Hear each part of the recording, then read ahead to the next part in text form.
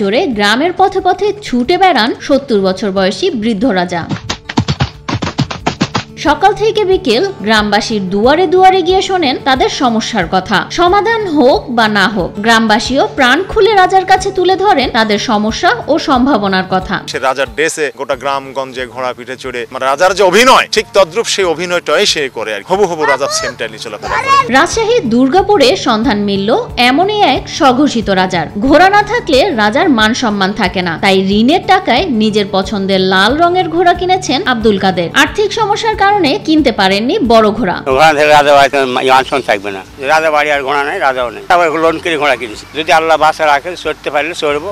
সবাই আমরা রাজা হিসাবেই জানি। উনি রাতের বেলা আমার এখানে ডিউটি করে আর বাকি সময়টুক ঘোড়া চড়ি বেড়ায়। নাম আব্দুল কাদের হলেও রাজকীয় পোশাকে ঢাকা পড়ে গেছে তার আসল নাম। দুর্গাপুরের মানুষ তাকে কাদের নয় বরং রাজা হিসেবেই চেনেন। আমাদের এলাকা হিসেবে রাজা বাবু হিসেবে তাকে ডাকি আমরা, যদিও নাম তার আব্দুল কাদের মোল্লা, কিন্তু তারপর পোশাকে তার নামটা ঢাকা পড়ে গেছে, এই জন্য রাজা বাবু এখন সে।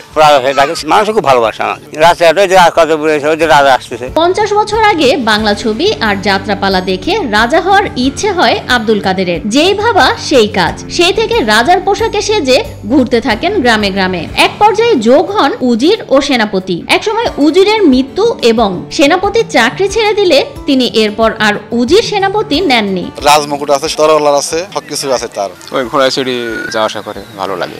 একেবারে গ্রামের রাজা, রাজার মতন রোগ, রাজা হালেই চলে। রাজা আব্দুল কাদেরের এমন পরিস্থিতিতে গর্বিত তার পরিবারের সদস্যরাও। পরিচয় দিলে তখন বলি যে হলো কারবো, তো বলে এরকম রাজার বেটার বউ। আমার খুব ভালোই লাগে। আমাদের সবাইকে কাদের রাজার বেটার বই বলি সবাই জানে। রাজার বেশে আব্দুল কাদেরকে দেখতে পেলে খুশি হন সব বয়সের মানুষ। জানান তাদের সমস্যা সম্ভাবনার কথা। মনোযোগ দিয়ে শোনেন রাজা, চেষ্টা করেন সমস্যা সমাধানের। তবে রাজা আব্দুল কাদের জানান জীবনের শেষ দিন পর্যন্ত রাজার ভূমিকার দ্বারা মানুষকে আনন্দ দিতে চান তিনি। বিকাশে কম খরচে ক্যাশ আউটের লিমিট বেড়ে 50,000, প্রিয় এজেন্টও 2টা।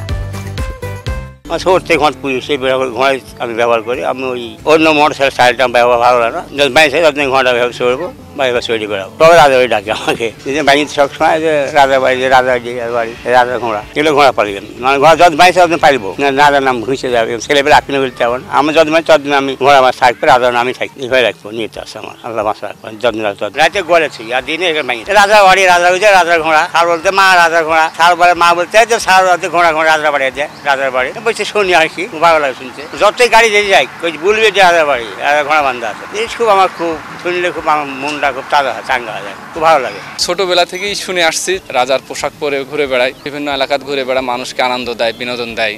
সে লোক হিসাবে খুব ভালো। আমরা বর্তমানে এখন রাজা নামেই চিনি, যে আমাদের এই চৌপক্রিয়া কাঁঠালবাড়িয়ার যে রাজা বর্তমান